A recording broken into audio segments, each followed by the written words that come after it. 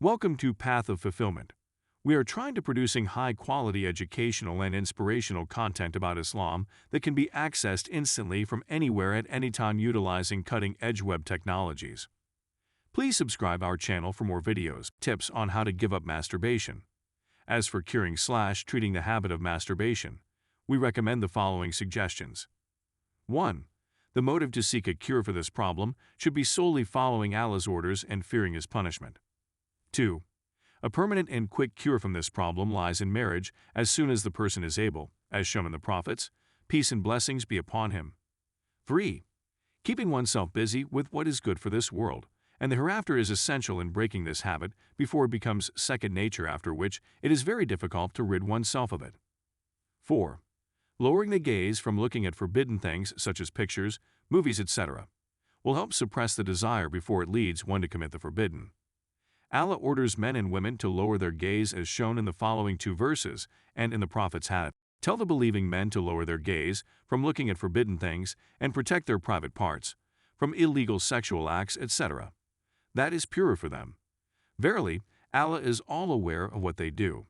And tell the believing women to lower their gaze from looking at forbidden things and protect their private parts from illegal sexual acts, etc.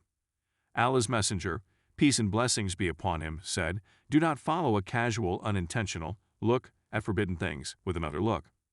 This is a general instruction by the Prophet, peace and blessings be upon him, to abstain from all that may sexually excite a person because it might lead him/her to commit the forbidden. 5. Using one's available leisure time in worshiping Allah and increasing religious knowledge. 6. Being cautious not to develop any of the medical symptoms that may result from masturbation, such as weak eyesight, weak nervous system, and/or back pain. More importantly, feelings of guilt and anxiety that can be complicated by missing obligatory prayers because of the need to shower after every incidence of masturbation, especially in the winter, and the invalidating of the fast. 7. Avoiding the illusion that some youth have that masturbation is permissible, because it prevents them from committing illegal sexual acts such as fornication or even homosexuality, while they may not be at the gates of that immorality to begin with. 8. Strengthening one's willpower and not surrendering to the Satan and avoiding spending time alone as recommended by the Prophet, peace and blessings be upon him, when he said, "Do not spend the night alone." Ahmad 6919. 9. Following the Prophets, peace and blessings be upon him, aforementioned hadith and fasting when possible, because fasting will temper one's sexual desire and keep it under control. However, one should not overreact and swear by Allah not to return to the act, because if one does not honor one's promise, one would be facing the consequences of not living up to one's oath to Allah. Also, note that medication to diminish one's sexual desire is strictly prohibited because it might permanently affect one's sexual ability. 10. Trying to follow the Prophet's, peace and blessings be upon him, recommendation concerning the etiquette of getting ready for bed, such as reading the well-known supplications, sleeping on the right side, and avoiding sleeping on the belly. The Prophet, peace and blessings be upon him, forbade sleeping on the belly. 11.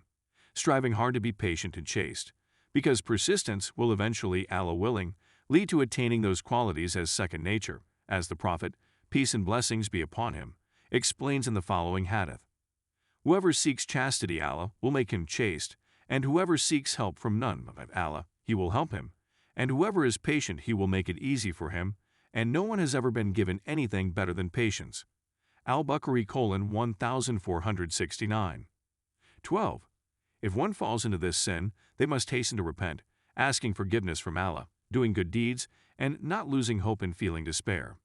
These are all prerequisites to curing this problem. Note that losing hope is one of the major sins punishable by Allah.